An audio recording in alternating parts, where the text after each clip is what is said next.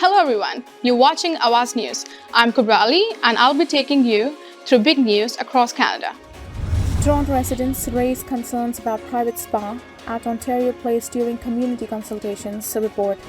Mississauga Mayor readies police city security ahead of planned anti-pride protest.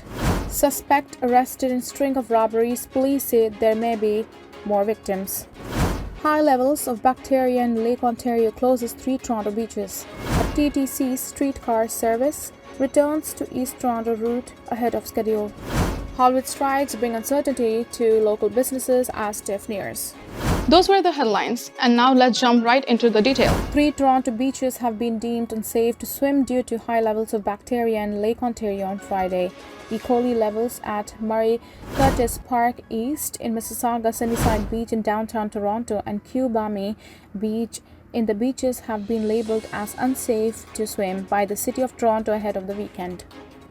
E. coli are a bacteria that can cause diarrhea, urinary tract infections, respiratory illness, and pneumonia, and other illnesses according to the Centre of Disease Control and Prevention. The levels are predicted to be above 100 E. coli per 100 ml of water, which may pose a risk to human health according to the city's water quality data.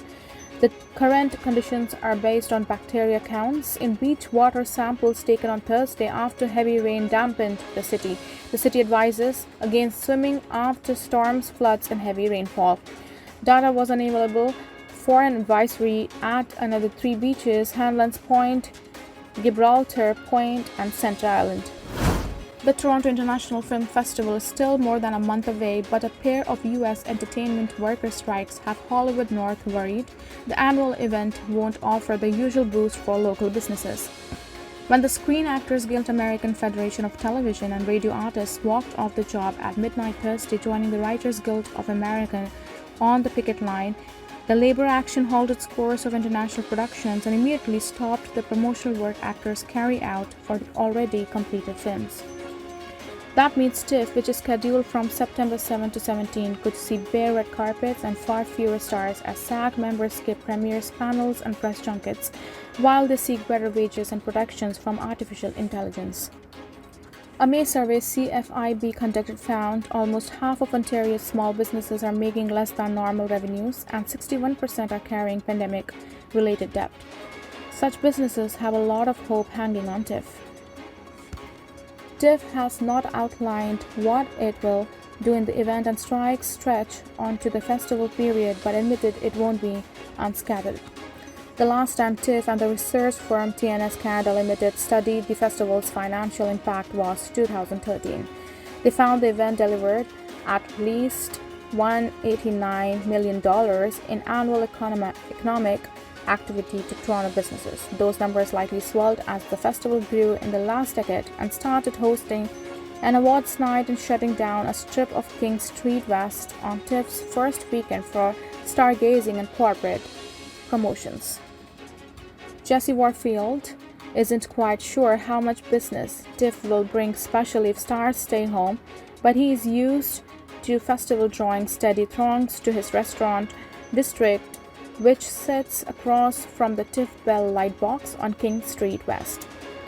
He books about 30% more staff to work during the festival, which includes a handful of daytime parties, and doesn't take reservations during the event because walk-in businesses is so strong. But like most local business owners, Warfield is unsure what a strike will mean for district's busy season.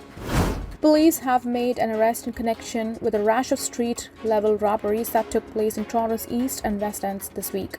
The first robbery occurred at around 5:30 p.m. on Monday when a suspect allegedly robbed a victim of their personal property in the Danforth and Donlands Avenues area. Police say that the same suspect is alleged to have then used a firearm to rob another victim of their property in the Queen and Abel Streets area the following afternoon. He then struck a third time in Danforth and Coxwell Avenues areas early Wednesday morning, robbing another victim of their personal property, police say. The most recent known incident occurred on Thursday in the Donlands and Cosburn Avenue area, where the suspect is alleged to have assaulted another victim. Omar Leo Bissell 29, was located and arrested later that day. Police say that they believe there may be additional victims out there who have not yet come forward.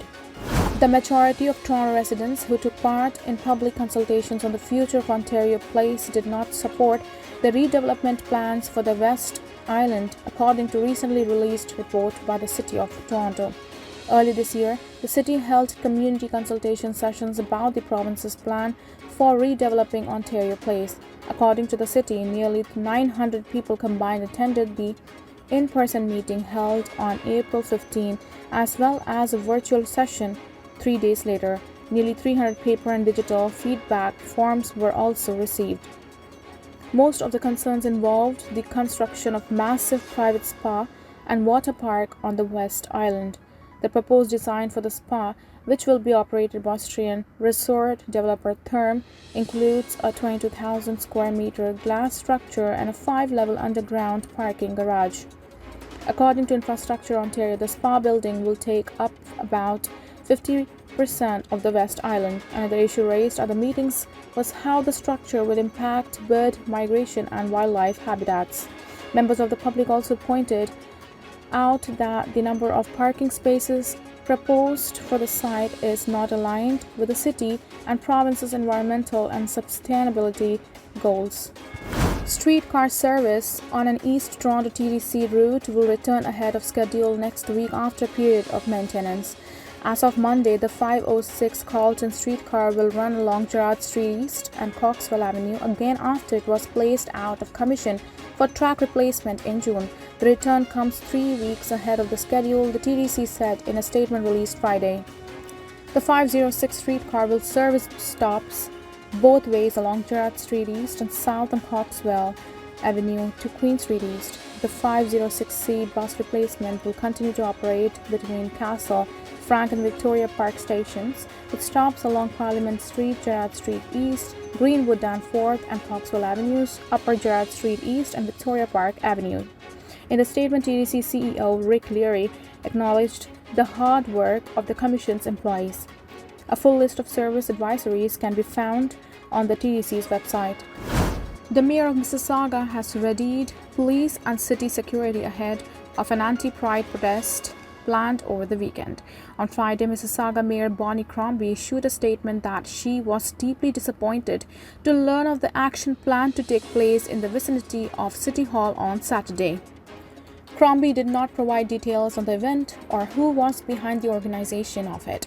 She said she's contacted Peel Regional Police and the city's security teams to raise concerns about Saturday's rally and that both will be present.